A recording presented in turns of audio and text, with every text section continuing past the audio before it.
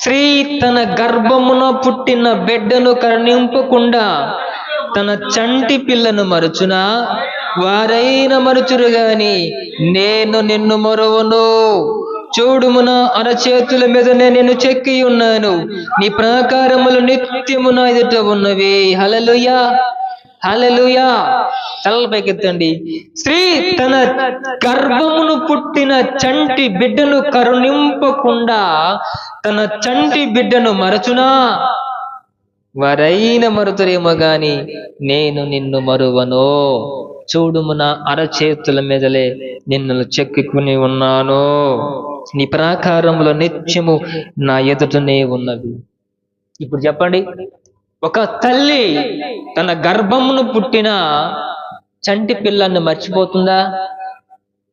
మరుచుదమ్మా? ఏనాటికి చంటి పిల్లాన్ని తల్లి ఎప్పటికీ మరవదు. ఈ సృష్టిలో అతి శ్రేష్టమైన ప్రేమ ఏంటంటే తల్లి ప్రేమే చాలా శ్రేష్టమైనదండి. తల్లి ప్రేమను మించిన ప్రేమ ఈ లోకంలో ఎక్కడా లేదు. అందుకే దేవుని వాక్యం ఉంటుంది, తల్లి వలె నిన్ను ఆదరిస్తాను. ఒకని తల్లి వానిని ఆదరించినట్లుగా నేను మిమ్మల్ని ఆదరిస్తాను. అంటే దేవుని ప్రేమ ఎంతో గొప్పదో తెలియపరచడానికి తల్లి ప్రేమతో పోల్చాడు అక్కడ. అంటే ఈ లోకంలో తల్లి ప్రేమను మించిన వేరే ఏ ప్రేమ ఎక్కువ కాదు. తల్లి ప్రేమే శ్రేష్టమైనది, తల్లి ప్రేమే ఉన్నతమైనది, తల్లి ప్రేమే విలువ కలిగినది. కాబట్టి దేవుని ప్రేమ కూడా తల్లి ప్రేమతో పోలుస్తా ఉన్నాడు. ఒక తల్లి తన కడుపును పుట్టిన చంటి బిడ్డను మరుచున, వారైనా మరుచున నేను మిమ్మల్ని మరువను. మరుస్తుందా అండి తల్లి ప్రేమ? ఆమె ఏ పని చేసుకుంటున్నా ఆ కన్ను ఆ బిడ్డ పైన వేసింటుంది. ఎన్ని పనుల్లో ఆమె ఆరి తేలుతూ ఉన్నా ఆ తల్లి ఆ బిడ్డ పైన కన్ను వేసే ఉంటుంది ఎప్పటికీ. అందుకు దేవుని వాక్యం చదివిస్తా ఉంది, ఒకని తల్లి వాణిని ఆదరించినట్లు నేను మిమ్మల్ని ఆదరిస్తాను. ఇలా దేవుడు ఏనాటికి నిన్ను నన్ను మరువలేదు. ఆయన మరిచిపోడు. ఆయన మారని ప్రేమ, ఆయనది విడిచిపెట్టిన ప్రేమ. ఒకవేళ ఈ లోక ప్రేమలన్నీ మాసిపోతాయేమో.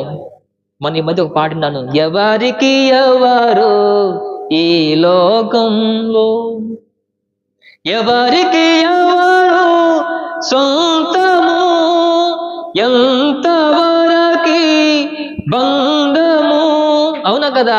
ఎవరికి ఎవరు సొంతము, ఎవరికి ఏది బంధము? ఎవరికి ఎవరండి?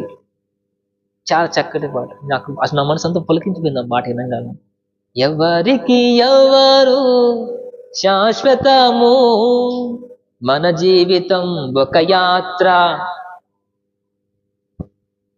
బాగుంది, పాడినండి యూట్యూబ్లో ఉంటుంది. పిల్లలు ఎందుకు ఈ మాట చెప్తుందంటే తల్లి ప్రేమ ఏనాటికి తన బిడ్డను మర్చిపోతుంది. తల్లి ఎలవేళలా మనల్ని ఆదరిస్తుంది, మనల్ని బలపరుస్తుంది. తల్లిలో ఉన్న ప్రాముఖ్యమైన విలువ కలిగిన లక్షణాలు ఏంటంటే తల్లి తన స్తన్యమిచ్చి బిడ్డను పోషిస్తుందండి.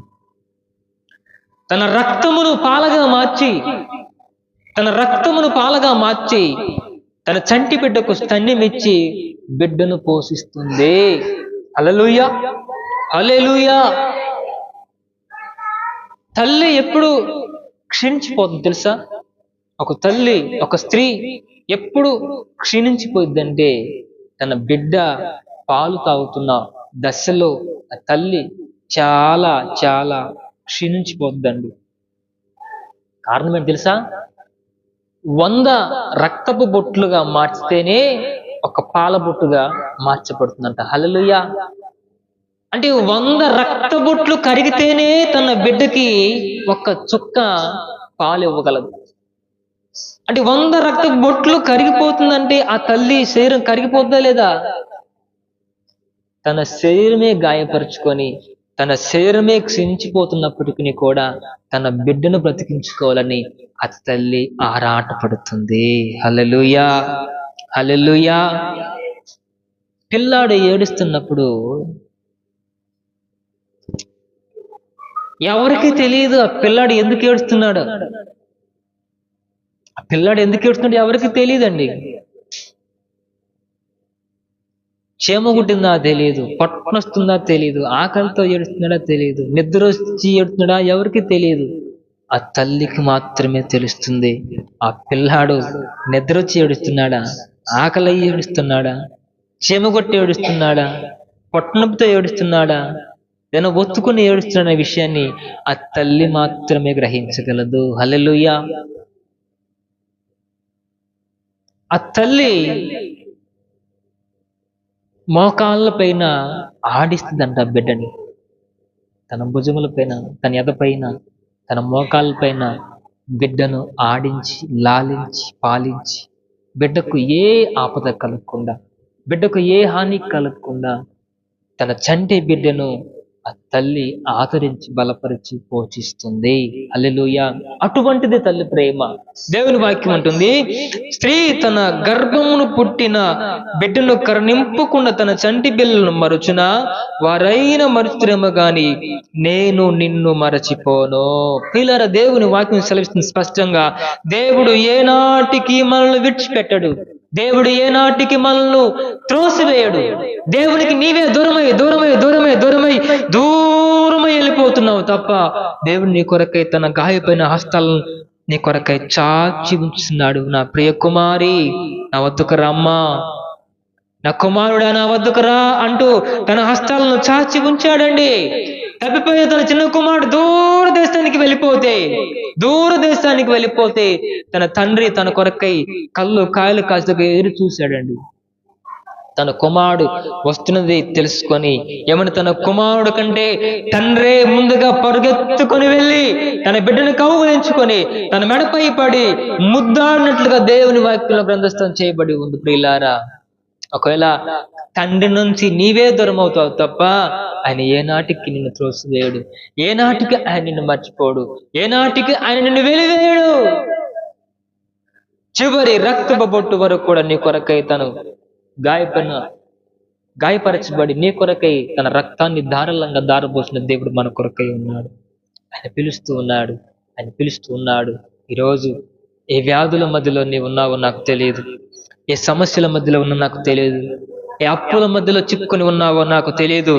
కుటుంబ పోషణ కొరకై ఎవరు ఆదరించేవారు లేరు, ఎవరు సహాయం చేసేవారు లేరు. నేను ఒంటరి వాణ్ణి, అన్ని కోల్పోయాను, అందరినీ కోల్పోయానంటూ ఒకవేళ నిరాశ నిస్పృహలా ఉన్నావేమో, నా ప్రభువు నీ కొరకై చేతులు చాచి పిలుస్తూ ఉన్నాడు. ఆయన వైపు నువ్వు చూడగలిగితే గొప్ప కార్యాలను చూచుదువుగాక. హల్లెలూయా.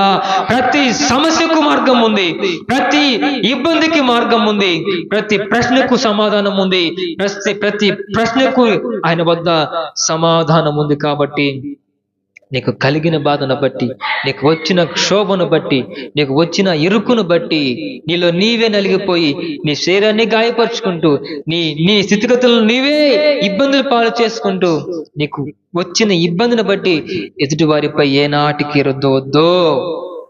మార్గం ఉంది. ప్రభు పాదాలు పట్టుకుంటే దేవుడు నీ కొరకే మార్గాన్ని చూపించి నిన్ను విడిపించునుగాక. హల్లెలూయా.